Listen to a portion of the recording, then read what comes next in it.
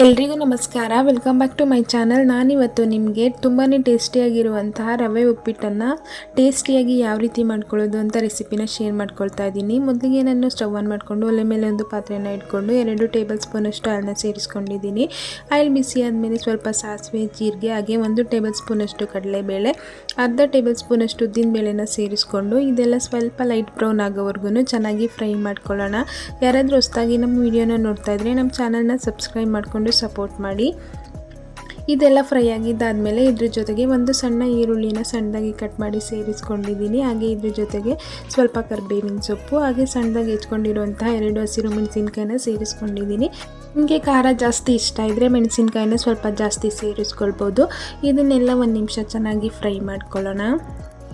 ತುಂಬಾ ಸಿಂಪಲ್ಲಾಗಿ ತುಂಬ ಬೇಗನೆ ಆಗುತ್ತೆ. ನೀವು ಒಂದ್ಸಲ ಈ ರೆಸಿಪಿನ ಟ್ರೈ ಮಾಡಿ. ಹಾಗೆ ಇದಕ್ಕೆ ಸ್ವಲ್ಪ ತುರಿದಿರುವಂತಹ ಶುಂಠಿನ ಸೇರಿಸ್ಕೊಳ್ತಾ ಇದ್ದೀನಿ. ಶುಂಠಿ ಸೇರಿಸೋದ್ರಿಂದ ಈ ಉಪ್ಪಿಟ್ಟಲ್ಲಿ ಫ್ಲೇವರು ತುಂಬಾ ಚೆನ್ನಾಗಿರುತ್ತೆ. ಹಾಗೆ ಈ ಒಗ್ಗರಣೆ ಎಲ್ಲ ಚೆನ್ನಾಗಿ ಫ್ರೈ ಆಗಿದ್ದಾದಮೇಲೆ ನಾನು ಇದ್ರ ಜೊತೆಗೆ 2 ಟೇಬಲ್ ಸ್ಪೂನಷ್ಟು ಹಸಿ ಬಟಾಣಿನ ಸೇರಿಸ್ಕೊಳ್ತಾ ಇದ್ದೀನಿ. ಬಟಾಣಿ ಇಲ್ಲ ಅಂದರೆ ಸ್ಕಿಪ್ ಮಾಡ್ಬೋದು. ಹಾಗೆ ಇದ್ರ ಜೊತೆಗೆ 2 ಟೇಬಲ್ ಸ್ಪೂನಷ್ಟು ಸಣ್ಣದಾಗಿ ಹೆಚ್ಕೊಂಡಿರುವಂಥ ಕ್ಯಾರೆಟ್ನ ಸೇರಿಸ್ಕೊಂಡಿದ್ದೀನಿ. ಹಾಗೆ 2 ಟೇಬಲ್ ಸ್ಪೂನಷ್ಟು ಸಣ್ಣದಾಗಿ ಹೆಚ್ಕೊಂಡಿರುವಂಥ ಬೀನ್ಸ್ನ ಸೇರಿಸ್ಕೊಂಡು ಈ ತರಕಾರಿನೆಲ್ಲ ಈ ಒಗ್ಗರಣೆಲೆ ಚೆನ್ನಾಗಿ ಫ್ರೈ ಮಾಡ್ಕೊಳ್ಬೇಕಾಗುತ್ತೆ. ಎಕ್ಸ್ಟ್ರಾ ನೀರು ಹಾಕಿ ಬೇಯಿಸ್ಕೊಂಡ್ರೆ ಟೇಸ್ಟು ಚೆನ್ನಾಗಿರೋದಿಲ್ಲ. ಒಂದು 2 ರಿಂದ 3 ನಿಮಿಷ ಮೀಡಿಯಮ್ ಫ್ಲೇಮ್ನಲ್ಲಿ ಚೆನ್ನಾಗಿ ಫ್ರೈ ಮಾಡ್ಕೊಂಡ್ರೆ ಆಯಿತು. ಈ ತರಕಾರಿಗಳೆಲ್ಲ ಸಣ್ಣದಾಗಿ ಹೆಚ್ಕೊಂಡಿರೋದ್ರಿಂದ ಬೇಗನೆ ಬೇಯುತ್ತೆ. ಈಗ ನೀವು ನೋಡ್ತಾ ಇರ್ಬೋದು ತರಕಾರಿ ಎಲ್ಲ ಚೆನ್ನಾಗಿ ಫ್ರೈ ಆಗಿದೆ. ನಾನಿವಾಗ ಇದಕ್ಕೆ 1 ಕಪ್ಪಷ್ಟು ರವೆನ ಸೇರಿಸ್ಕೊಳ್ತಾ ಇದ್ದೀನಿ. ನಾನಿಲ್ಲಿ ಮೀಡಿಯಮ್ ಸೈಜ್ ರವೆನ ಸೇರಿಸ್ಕೊಳ್ತಾ ಇದ್ದೀನಿ.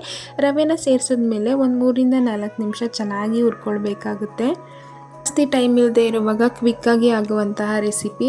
ಉಪ್ಪಿಟ್ಟನ್ನ ಈ ಥರ ಮಾಡಿಕೊಟ್ರೆ ಮಕ್ಕಳು ಮನೆಯಲ್ಲಿ ಎಲ್ಲರೂ ತುಂಬಾ ಖುಷಿಯಿಂದ ಇಷ್ಟಪಟ್ಟು ತಿಂತಾರೆ.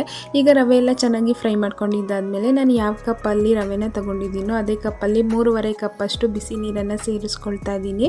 ಈ ನೀರನ್ನು ಸೇರಿಸಿದ್ಮೇಲೆ ಒಂದು ಸಲ ಚೆನ್ನಾಗಿ ಮಿಕ್ಸ್ ಮಾಡಿಕೊಂಡು ಮೀಡಿಯಮ್ ಫ್ಲೇಮ್ನಲ್ಲೇ ಬೇಯಿಸ್ಕೊಳ್ಬೇಕಾಗುತ್ತೆ.